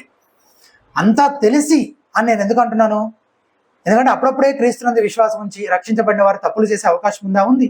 మరి ఇంకా పసిపిల్లలుగా ఉన్నారు, వారికి నేర్పించేవారు లేకపోయి ఉండొచ్చు. కానీ వారికి అబద్ధ బోధకులకు చాలా వ్యత్యాసం ఉంది. అబద్ధ బోధకులు అంతా తెలిసి కావాలనే సత్య బోధనని తొలగిపోయారు, అసత్యాన్ని యాక్టివ్గా కావాలనే ప్రచారం చేస్తున్నారు. సో సత్యములో పసివారిగా ఉన్న వారితో మనం సాత్వికంతో సహనంతో వెలగాలి, వాళ్ళకి సత్యాన్ని ప్రకటించాలి, వాళ్ళకి చెప్పాలి. కానీ అబద్ధ బోధలు ప్రచారం చేసే వారితో మాత్రము చాలా జాగ్రత్తగా మెలకువగా ఉండాలి. వాళ్ళని అవసరమైతే ఖండించాలి, సరిచేసే ప్రయత్నం చేయాలి, వాళ్ళ తప్పేంటో వాళ్ళకి చూపించాలి. కాబట్టి నిశ్చయంగా ఒక అబద్ధ బోధకుడు ప్రభు అయిన క్రీస్తుకు లోబడి ఉండడము సాధ్యపడదు. ప్రభువుకు లోబడిన వాడు అబద్ధ బోధకుడు కాడు, అబద్ధ బోధకుడు అయిన వాడు ప్రభువుకు లోబడట్లేదని అర్థం. ఇప్పుడు ఈ మాటల ద్వారానే అతను ఏం చేస్తున్నాడు, యేసు ప్రభువుని సవాలు చేస్తున్నాడు, ఆయన అధికారాన్ని ప్రశ్నిస్తున్నాడు, తద్వారా పాపం చేస్తున్నాడు. ఆయన మాటలు అంగీకరించట్లేదు. ఇది అయిపోయిన తర్వాత అవునా ప్రభువా, ఇంతకాలం మేము లేదనుకున్నాము, ఇప్పుడు నువ్వు చెప్పావు కాబట్టి మృతుల పునరుద్ధానం ఉందని మేము నమ్ముతాము, ఇప్పుడు మాకు బుద్ధి వచ్చింది, మేము తెలుసుకున్నాము, రియలైజ్ అయ్యమని చెప్పారు వాళ్ళు. అసలు వాళ్ళు వచ్చి అడిగిన ఉద్దేశమే అది కాదు. అబద్ధ బోధన కలిగి ఉండడం అనేది పాపం నుంచి ఉద్భవించింది, పాపం అనే ఫలాలనే ఫలిస్తుంది. మనం గమనిస్తే యేసు ప్రభువు వారి శాస్త్రులను అనగా పరిసయ్యులు సద్దూకయ్యులు కూడా అందులో ఉన్నారు, అందరినీ కలిపి ఖండిస్తున్నాడు అనమాట. నెక్స్ట్ ప్యాసేజ్ లో 46-47 వచ్చే వారం మనం ధ్యానిస్తాం, ఒకసారి చదువుదాం. ఏమని ఖండిస్తున్నాడు చూడండి వాళ్ళందరినీ. 46 వచనం 47 వచనం. సంత వీధులలో వందనములను, సమాజ మందిరములలో అగ్రపీఠములను, తర్వాత విందులలో అగ్రస్థానములను కోరుదురు. వారు విధవరాండ్రయిన్లను దిగమింగుచు మాయవేషముగా దీర్ఘ ప్రార్థనలు చేదురు. వారు మరి విశేషముగా శిక్ష పొందుతురని తన శిష్యులతో చెప్పాను. ఎవరంటే వారు గర్విష్ఠులు, వాళ్ళు వందనములు సన్మానాలు కోరతారు, వారి భక్తుపరులా కనపరుచుకుంటున్నారు, కానీ వారు నిజానికి దురాశాపరులు, స్వార్థపూరిత వేషధారులు. వారు దేవుని తీవ్రమైన తీర్పుని ఎదుర్కొంటారు. పునరుద్ధానం గురించి వారి అబద్ధ బోధ వారి పాపానికి మూలమా లేకపోతే పాపానికి ఫలితమా? రెండు, పాపము అబద్ధ బోధ. అసలు ఈ రెండింటిని విడదీయలేము మనం. పాపం చేసేవాడు అబద్ధ బోధ ప్రకటిస్తుంటాడు, అబద్ధ బోధకుడు పాపం చేస్తున్నాడు. ఈ రెండింటిని ఒకదానికొకటి వేరుగా చూడలేము. సిద్ధాంతం ఎప్పుడు జీవితాన్ని ప్రభావితం చేస్తుంది. ఇది చాలా ప్రాముఖ్యమైన విషయం, మనం నేర్చుకోవాల్సింది. మనం ఏం నమ్ముతున్నామో దానికి అనుగుణంగానే మనం బ్రతుకుతాము,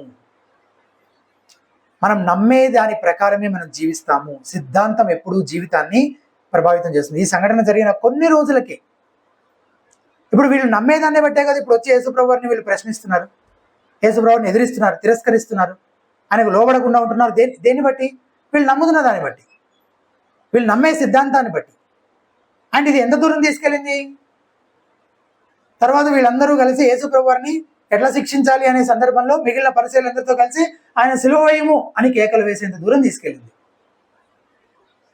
కాబట్టి అబద్ధ బోధకు మూలము పాపమే, దాని ఫలితం కూడా పాపమే. పాపము అబద్ధ బోధ రెండు విడదీయాలి. పాపం చేసేవాడే అబద్ధం బోధిస్తాడు, అబద్ధ బోధకుడు ఖచ్చితంగా పాపము చేస్తూ ఉంటాడు. పునరుద్ధాన విషయంలో యేసు ప్రభువు బోధకు లోబడకుండా దాన్ని తిరస్కరించిన పాపం మెస్సియా చంపే పాపానికి దారితీసింది.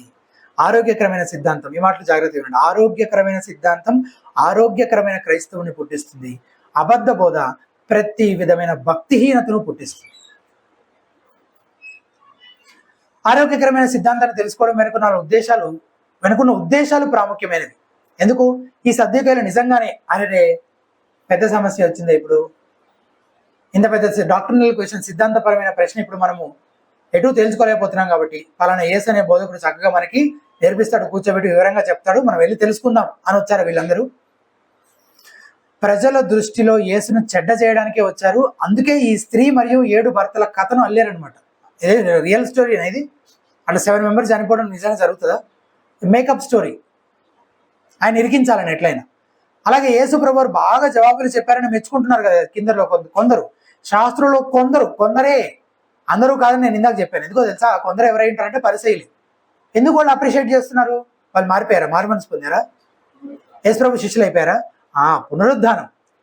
పునరుద్ధానం విషయంలో యేసు ప్రభువు వాళ్ళని ఖండిస్తున్నాడు. వీళ్ళని మృతుల పునరుద్ధానం ఉందని నమ్ముతారు, వాళ్ళు లేదని నమ్ముతారు. వాళ్ళిద్దరి మధ్యలో అది గొడవ ఉంది. యేసు ప్రభు ఇప్పుడు ఏమంటున్నాడు? వాళ్ళని ఏమని ఖండిస్తున్నాడు? ఉంది అని ఖండిస్తున్నాడు. ఉందని ఖండిస్తున్నాడు. అది అట్లా గట్టిపెట్టు, వాళ్ళకి భలే చెప్పావు, శబాష్ అని చెప్పి వీళ్ళు నమ్ముతున్న దాని ప్రకారమే యేసు ప్రభువు బోధిస్తూ మాట్లాడుతున్నాడు కాబట్టి వీళ్ళు అభినందిస్తున్నారు అనమాట. అంతే, అంతకు మించి ఇంక అందులో ఏమీ లేదు. వాళ్ళ ఉద్దేశాల్లో కూడా లోపాలు ఉన్నాయి.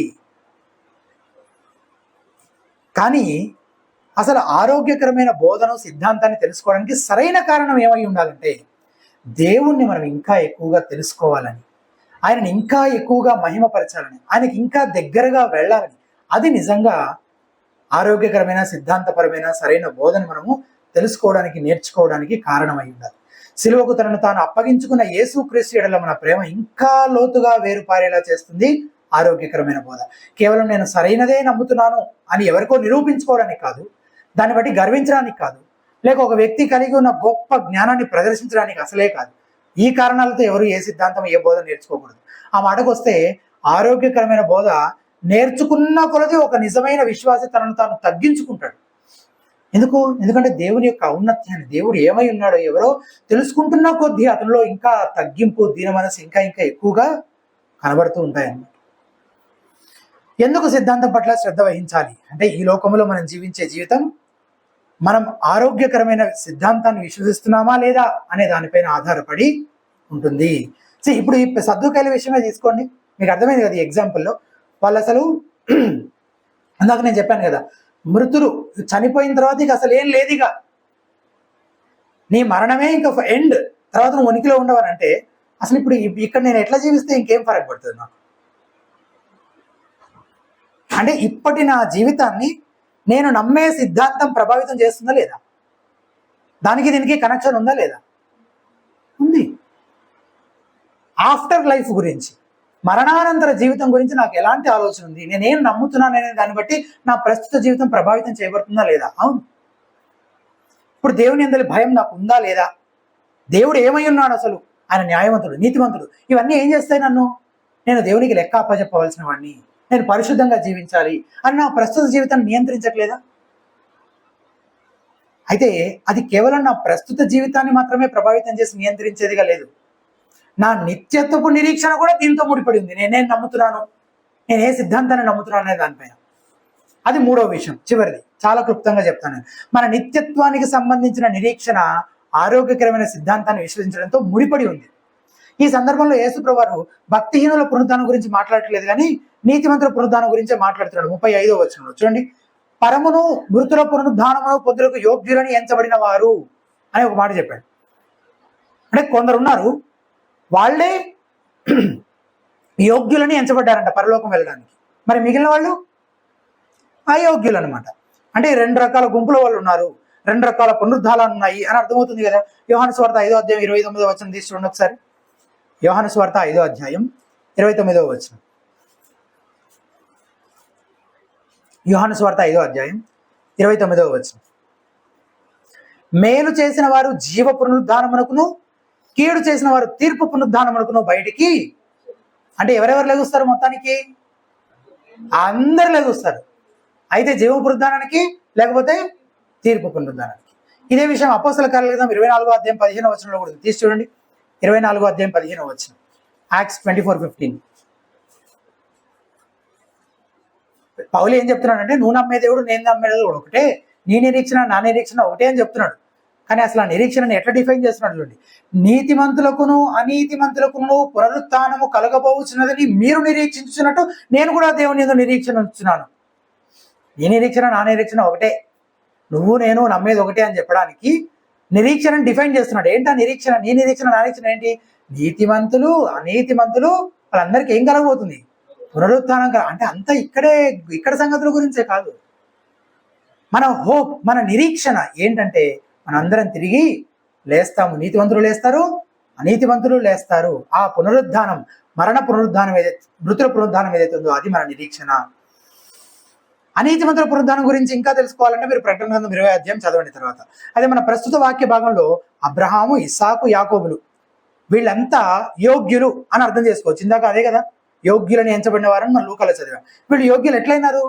వీళ్ళంతా దేవుని కృపను బట్టి ఆయనను వ్యక్తిగతంగా ఎరిగిన వారు. వారి క్రియల ఆధారంగా కాదు కానీ వారి విశ్వాసం ఆధారంగా దేవుడు వారిని నీతిమంతులుగా తీర్చాడు. అట్లా వాళ్ళు యోగ్యులయ్యారు. పరలోకం చేరే అర్హత, యోగ్యత ఏ వ్యక్తి సంపాదించుకోలేడు అని వాక్యం చాలా స్పష్టంగా చెప్తుంది. సో వాళ్ళలోనే ఏదో అర్హత ఉంది, వాళ్ళలోనే ఏదో యోగ్యత ఉంది అని చెప్పడానికి వీల్లేదు. వారి విశ్వాసాన్ని బట్టి దేవుడు వారిని నీతిమంతులుగా, వారికి తన నీతిని ఆపాదించి వారిని యోగ్యులుగా చేశాడు. విషయం ఏంటంటే మన నిత్య జీవానికి సంబంధించిన నిరీక్షణ మనం నమ్మే బోధతో ముడిపడి ఉంది. మన నిత్య జీవానికి సంబంధించిన నిరీక్షణ మనం నమ్మే బోధతో ముడిపడి ఉంది. ఒక చిన్న ఉదాహరణ చెప్తాను. ఇప్పుడు మన నిరీక్షణ లేని వారికి లాగా ఏడవద్దు, మన ప్రియులైన వారు ఎవరైనా చనిపోతే అని చెప్తాడు పౌలు భక్తుడు కదా. నిరీక్షణ లేని వారికి లాగా ఏడవద్దు అంటే, నిరీక్షణ లేని వారు ఎట్లా ఏడుస్తున్నారు? సద్దుకాయలాగా ఏడుస్తున్నారు. ఏంటది? ఒక్కసారి ఇక్కడ నుంచి అయిపోయిందంటే అయిపోయినట్టే. అది వాళ్ళని ఏం చేస్తుంది? విపరీతమైన దుఃఖ సంద్రంలో మునిగిపోయేలా చేసి ఇంకా ఏం చేస్తుందంటే, అవసరమైతే నేను కూడా చచ్చిపోతాను ఇంకా వాళ్ళతో పాటు. అలా ఏడుస్తున్నారు వాళ్ళు. నేను శాశ్వతంగా కోల్పోయాను ఈ వ్యక్తిని అన్నట్టుగా ఏడుస్తున్నారు. కానీ మన నిరీక్షణ ఏంటి? శాశ్వతంగా అసలు ఎవరిని కోల్పోవడం అనేది ఏది లేదు. అందరికి తెలియలేగుస్తారు. అండ్ ఒకవేళ చనిపోయిన వ్యక్తి విశ్వాస అయితే కనుక అతన్ని ఖచ్చితంగా మనం ఒకరోజు కలుసుకోబోతున్నాం. అంటే నీ భవిష్యత్తు నిరీక్షణని ఇప్పుడు ఏం చేస్తుంది? నీ ప్రస్తుత జీవితాన్ని నువ్వు ఇప్పుడు ఏం చేయాలి, ఏం చేయకూడదు, ఎలా చేయాలి, ఎలా చేయకూడదో నియంత్రిస్తుంది.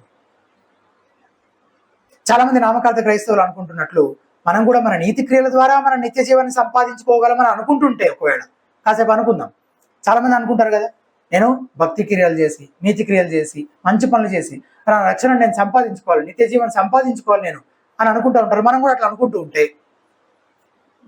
అది పొరపాటే. మనకు నిరీక్షణ ఉన్నట్టు అప్పుడు మీరు చెప్పండి, ఒకవేళ మన నీతి క్రియలతోటే మనం రక్షణను సంపాదించుకోగలమని ఒకవేళ మనం నమ్ముతుంటే, ఇప్పుడు నేనే అట్లా నమ్ముతున్నాను, మీరు చెప్పండి నాకు నిరీక్షణ ఉందా? ఉందని నేను అనుకోవచ్చు, కానీ లేదు. ఎందుకు? నేనేం నమ్ముతున్నాను? నేను సత్యమైన సువార్తను నమ్మట్లేదు. బైబిల్ బోధిస్తున్న సత్యబోధన నమ్మట్లేదు. నేను అబద్ధ బోధన నమ్ముతున్నాను, అబద్ధ సువార్తను నమ్ముతున్నాను. కాబట్టి నేను నిరీక్షణ ఉంది ఉంది ఉంది ఉందని నేను అనుకున్నది లేదు. వాస్తవానికి నా నిరీక్షణ కూడా ఒక అబద్ధమే. నేను నమ్మే సువార్త అబద్ధం కాబట్టి, నేను నమ్మే బోధ అబద్ధం కాబట్టి, నేను నమ్మే సిద్ధాంతం అబద్ధం కాబట్టి నా నిరీక్షణ కూడా నా అపోహ, నా భ్రమ. ఒకవేళ రోమపత్రిక 4:5 పౌలు చెప్తుంటాడు, భక్తిహీనుని నీతిమంతునిగా తీర్చువాని యందు విశ్వాసం ఉంచు వానికి వాని విశ్వాసము నీతిగా ఎంచబడుతుంది అని ఒకవేళ నేను నమ్మి, నా నీతి క్రియలు కాదు ప్రభువా, నీ కృప నాకు ఇవ్వు, నీ కృప చేత నన్ను నా పాపమును క్షమించి నా విశ్వాసాన్ని నీతిగా నువ్వు పరిగణించిన నీతిమంతిగా తీర్చు ప్రభువా అని అంటే ఆయన ఏం చేస్తాడు? ఖాళీ చేతులతో నేను వెళ్ళినా సరే నన్ను నేను నీతిమంతునిగా తీరుస్తాడు. కాబట్టి భవిష్యత్తును గురించిన బలమైన నిరీక్షణకు ఇదొక్కటే ఆధారం. ఏంటది? ఆరోగ్యకరమైన సిద్ధాంత బోధ. చివరిగా కొన్ని ఆచరణాత్మక విషయాలు మీతో పంచుకొని నేను ముగిస్తాను. మొదటిది జస్ట్ 3 అప్లికేషన్స్. ప్రేమ మరియు ఐక్యత అనే బలిపీఠంపై సిద్ధాంతాన్ని అర్పించే ప్రస్తుత ధోరణిని అంగీకరించదు. బలిపీఠం పైన దేని అర్పిస్తున్నారంట? సిద్ధాంత బోధని. దేనికోసం? ప్రేమ, ఐక్యత. అందరితో ప్రేమగా ఉండాలి, అందరితో ఐకమత్యం కలిగి ఉండాలి. మనం ఎవరితో విభేదించద్దు, ఎవరిని తప్పట్టద్దు, ఎవరిని ఏమనద్దు. దేన్ని బలిగా అర్పించి? మనం నమ్మే సత్య సువార్తను, సిద్ధాంత బోధను బలిగా అర్పిస్తూ దీన్ని సంపాదించుకుందామా అని అంటున్నారు చాలా మంది. ఎవరేం నమ్మితే ఏముంది అసలు? నాకు మనం మంచిగా ఉండాలి, అందరితో కలిసి ఉండాలి, అదే ప్రాముఖ్యం అని అనుకుంటున్నారు. కానీ అలా సిద్ధాంతాన్ని అర్పించేటువంటి బలిపీఠంపై అర్పించేటువంటి ఆ ప్రస్తుత ధోరణి అంగీకరించదు. మన ప్రవర్తన ఎప్పుడు కృపగలదిగాను దయగలదిగాను ఉండాలి. అలాగే ఐక్యత కోసమని సువార్త యొక్క మూల సత్యాల విషయంలో మనం రాజీ పడిపోతే మనం పొరుగు వారికి అన్యాయం చేసిన వాళ్ళం అవుతాం, వాళ్ళని ప్రేమించిన వాళ్ళం అవ్వం. ఎందుకు? వాళ్ళు అబద్ధంలో ఉన్నారు, నువ్వు చెప్తే కదా వాడికి నిజంగా మేలు చేసిన వాడు అవుతావు కదా. వాడు దుర్బోధలో ఉన్నాడు, అబద్ధంలో ఉన్నాడు అని చెప్తే నువ్వు వాడిని ప్రేమించిన వాడికి మేలు చేసిన వాడు అవుతావా? లేకపోతే నువ్వేం నమ్మినా పర్వాలేదు అని వదిలేస్తే వాడికి మేలు చేసిన వాడు అవుతావా? సో నిజమైన ప్రేమ అతన్ని ఖండిస్తుంది, సరిచేస్తుంది, అతనిలో ఉన్న అబద్ధము మోసంలో నుంచి అతను బయటికి తీసుకురావడానికి ప్రయాసపడుతుంది. వాక్యానుసారమైన ప్రేమ గద్దిస్తుంది అవతల వ్యక్తిలో ఉన్న అబద్ధ బోధను అవసరమైనంత తీవ్రంగా ఖండిస్తూ అతను అందులో నుంచి బయటికి రావడానికి ప్రయాసపడుతుంది నిజమైన వాక్యానుసారమైన ప్రేమ. సో ఐక్యత కోసము సత్యం విషయంలో రాజీ పడద్దు. రెండవది, సిద్ధాంతపరంగా మీరు మీ జ్ఞానాన్ని పెంపొందించుకోవాలి. మనం దేవుని గురించి ఎంత ఎక్కువగా తెలుసు. థియాలజీ అంటే ఏంటి? లోగోస్ అంటే స్టడీ, థెయోస్ అంటే గాడ్, స్టడీ ఆఫ్ గాడ్. దేవుణ్ణి అధ్యయనం చేస్తూ దేవుడి గురించి తెలుసుకోవడం, దేవుడి గురించి నేర్చుకోవడం, దేవుణ్ణి అర్థం చేసుకోవడం, ఆయన ఎవరో ఏమై ఉన్నారో ఇంకా ఇంకా ఆయన లేఖనాలను పరిశోధిస్తూ తెలుసుకోవడం. తద్వారా ఏం చేస్తాం? మనము ఆయనకి ఇంకా దగ్గర అవ్వగలుగుతాం. పౌలు ఎన్నో సిద్ధాంతపరమైన విషయాలను రోమపత్రికలో ప్రస్తావించాడు కదా. అసలు ఆ రోమపత్రిక ఎవరికి రాశాడు? బైబిల్ కాలేజ్ స్టూడెంట్స్కి రాశాడా? బైబిల్ స్కాలర్స్కి రాశాడా? సాధారణ విశ్వాసులకు రాశాడు. ఒకవేళ వారు పౌలు చెప్పిన మాటలను అర్థం చేసుకోవడానికి ప్రయాసపడాల్సిన అవసరం ఉంది అంటే ఆ అవసరం నీకు నాకు కూడా చాలా ఎక్కువగానే ఉంది. అవి మన కోసం కూడా రాయబడ్డాయి. కాబట్టి సిద్ధాంతపరమైన పుస్తకాలు చదవడం అనే అలవాటు చేసుకోవాలి. అలాగే వాక్యాన్ని ముందుగా ఎక్కువగా శ్రద్ధగా అధ్యయనం చేయడం ద్వారా మన థియాలజీని మనం ఏం చేయాలి? డెవలప్ చేసుకోవాలి. దేవుని గురించిన అవగాహనలో మనం ఎంత ఎదుగుతామో అంత ఎక్కువగా దేవునికి దగ్గరగా రాగలుగుతాం, అంత ఎక్కువగా దేవుని మనసును తెలుసుకొని ఆయనకు విధేయత చూపించడము సాధ్యపడుతుంది. మూడవది, నీకు సువార్తకు సంబంధించిన మూల సత్యాలు అర్థం కాకపోయినా నీకు అవి అర్థమైనట్టుగా బాగా తెలుసున్నట్టుగా నటించొద్దు. ఏం తెలియకపోయినా అన్ని తెలిసినట్టుగా బిల్డప్ ఇస్తుంటారు కొంతమంది. అట్లా చేయాల్సిన అవసరం లేదు కదా. మనకు తెలియనప్పుడు తెలిసిన వాళ్ళ దగ్గర కూర్చొని చక్కగా విని మాట్లాడి అడిగి నేర్చుకోవటం అనేది చేయాలి. ఒక ఉదాహరణ చెప్తాను. పరలోకం ఎలా చేరాలి అనే విషయంలో నువ్వు ఒక అబద్ధ బోధన నమ్ముతున్నావు అని అనుకోండి. పరలోకం ఎట్లా చేరాలి అనే విషయంలో నువ్వు ఒక అబద్ధ బోధన నమ్ముతున్నావు. ఎన్ని అబద్ధ బోధలు ఉన్నాయి పరలోకం ఎట్లా చేరాలి అనడానికి? చాలా అబద్ధ బోధలు ఉన్నాయి. అసలైంది బైబిల్ చెప్పేది కాకుండా ఏదో నమ్ముతున్నావు అనుకోను.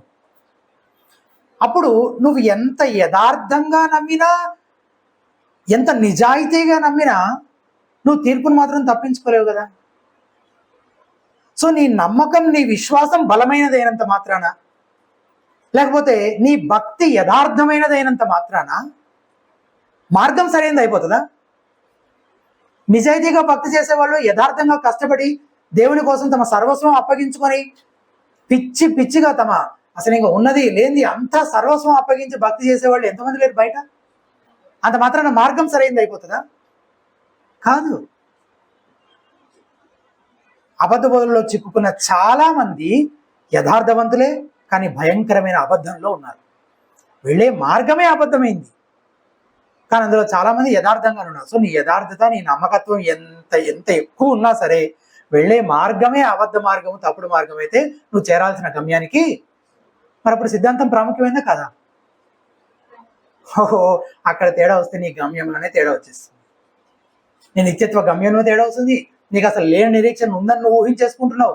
ఈ లోకంలో నీవు జీవించే జీవితం మీద కూడా దాని ప్రభావం విపరీతంగా ఉంది. అంటే నువ్వేం నమ్ముతున్నావు, నువ్వే సిద్ధాంతాన్ని నమ్ముతున్నావు, దేవుడి గురించి ఏం నమ్ముతున్నావు, యేసుక్రీస్తు గురించి ఏం నమ్ముతున్నావు, ఈ జీవితం గురించి ఏం నమ్ముతున్నావు, నీ గురించి నువ్వేం నమ్ముతున్నావు, పాపంతో నువ్వు ఎలా వ్యవహరించాలని నేర్చుకుంటున్నావు, దేవునికి విధేయత ఎట్లా చూపించాలని నేర్చుకుంటున్నావు, నీ తోటి వారి పట్ల నీ బాధ్యత ఏంటి, సంఘంలో నీ బాధ్యత ఏంటి, సంఘంగా అసలు నువ్వు ఎందుకు ఇక్కడ ఉనికి కలిగి ఉన్నావు ఈ లోకంలో, వీటన్నిటి గురించి నువ్వేం నమ్ముతున్నావు అనే దానిపైనే అసలు నీ గమ్యం ఎటుపోతుంది అనేది తెలుస్తుంది. ఇప్పుడు నీ జీవితం ఎలా జీవించబోతున్నావు అనేది నిర్ధారించబడుతుంది. కొంతమంది ఒక ప్లేన్లో ప్రయాణిస్తున్నారు, వారు టికెట్ కొనుక్కొని ఎక్కారు. టికెట్ కొని ఎక్కి కూర్చున్నారంటే ఏంటి అర్థం? వారు ప్లేన్ని కానీ దాన్ని నడిపే పైలట్ని కానీ నమ్మారు. నమ్మాలి కదా, నమ్మకపోతే ఎట్లా ఎక్కుతాం? ఎక్కలేదు. చాలా బలంగా నమ్మారు. ఎంతలా అంటే వారి ప్రాణాలను కూడా పణంగా పెట్టేందుగా, ప్రాణాలు పణంగా పెడుతున్నారు కదా. క్షేమంగా చేరేమా లేదా అనేది ఎప్పుడు తెలుస్తుంది? అవతలికి వెళ్ళి ఫోన్ చేసి చెప్తే తెలుస్తుంది, అంతే కదా. కానీ వీళ్ళు ఏం చేశారు, ప్రాణాలు సైతం పణంగా పెట్టి ఎక్కారు. కోర్స్ అసలు మనం రోడ్డు ఎక్కామంటేనే మనం లైఫ్ని రిస్క్ చేసి ఎక్కుతున్నామని కదా. కానీ మీరు ఆలోచించండి, ఫర్ సపోజ్ ఆ ప్లేన్ కూలిపోయి అందరూ చనిపోయారు అనుకో, మరి బాగా నమ్మారు కదా, వాళ్ళ నమ్మకం వాళ్ళని బతికించేసిందా? సో నీ విశ్వాసం కాదు అది ఎంత బలమైనది, నువ్వు ఎంత యథార్థంగా ఉన్నావు అది కాదు, ప్లేను నడిపేవాడు వాళ్ళపైన డిపెండ్ అయి ఉంటుంది నువ్వు గమ్యానికి చేరుతావా లేదా అని. సో నీ భక్తి ఎంత యథార్థమైంది, నీ విశ్వాసం ఎంత బలమైంది కాదు కాదు కాదు, నువ్వు అసలు ఎవరి యందు విశ్వాసం ఉంచుతున్నావు. అండ్ ఆయన చెప్పిన సత్యబోధ ఆ సత్య మార్గంలోనే నువ్వు నడుస్తున్నావా, అది ఇంపార్టెంట్. అక్కడ తేడా వచ్చేస్తే ఇంక నీ భక్తి ఎంత యథార్థమైంది అయితే ఏం లాభం, నీ విశ్వాసం ఎంత, దాని గుడ్డి విశ్వాసం. ఇక దాంట్లో స్థాయిలు ఉంటాయన్నమాట. ఒకళ్ళు కాళ్ళు చేతులు నరికేసుకోవచ్చు, ఇంకొకరు ప్రాణాలు ఇచ్చేయచ్చు, ఇంకొకరు జీవితాంతం బానిసలుగా సమర్పించేసుకోవచ్చు, ఏమైనా చేయొచ్చు. ఇంకా భక్తి విషయంలో ఇంకా పోటీ పడమంటే సత్య మార్గంలో ఉన్న వాళ్ళకంటే అసత్య మార్గంలో ఉన్న వాళ్ళు విపరీతమైన ఇది చేస్తుంటారు, కానీ అసలు వెళ్ళే మార్గమే అబద్ధం. నువ్వు ఒకవేళ పరలోకం చేరే ఒక తప్పుడు పద్ధతిని నమ్మితే నువ్వు పరలోకం చేరలేవు. కాబట్టి సిద్ధాంతం గురించి మనం ఎందుకు శ్రద్ధ వహించాలి అంటే, మొదటిగా మనం చెప్పిన కారణం యేసు క్రీస్తు ప్రభువు సిద్ధాంతం గురించి శ్రద్ధ వహించాడు కాబట్టి మనం కూడా శ్రద్ధ వహించాలి. రెండవది, ఈ లోకములో మనం జీవించే జీవితం సిద్ధాంతాన్ని, ఏ సిద్ధాంతాన్ని మనం విశ్వసిస్తున్నామనే దానిపైన ఆధారపడి ఉంది. అలాగే మన నిత్యత్వానికి సంబంధించిన నిరీక్షణ కూడా మనం ఇప్పుడు ఏ సిద్ధాంతాన్ని నమ్ముతున్నామనే దానిపైన దాంతో ముడిపడి ఉంది. నువ్వు అబద్ధ సిద్ధాంతాన్ని నమ్మితే నీ నిరీక్షణ కూడా అబద్ధమే, నువ్వు సరైన సిద్ధాంతాన్ని నమ్మితే అప్పుడే నీ నిరీక్షణ కూడా నిజమైనది, సరి అయినదై ఉంటుంది. ఇటువంటి ఒక నిజమైన రక్షణానుభవం, నిజమైన నిరీక్షణ, నిజంగా విశ్వాసికి తగిన జీవితాలు మనం జీవిస్తున్నామా లేదా అని పరిశీలించుకుంటూ మనము ఏం నమ్ముతున్నాము, ఆ నమ్మిన దానికోసం మనం ఎలా నిలబడుతున్నాము, ఎక్కడైనా రాజీ పడుతున్నామా, కాంప్రమైజ్ అయిపోతున్నామా, లేకపోతే దాని నిమిత్తం పోరాడుతున్నామా, సత్యం కోసం పోరాడే వారంగా మనం ఉన్నామా అనే విషయాలు పరిశీలించుకుంటూ ప్రార్థన చేసుకుందాం. దయచేసి తరలి వంచి ప్రార్థనలో ఏకీభవించండి.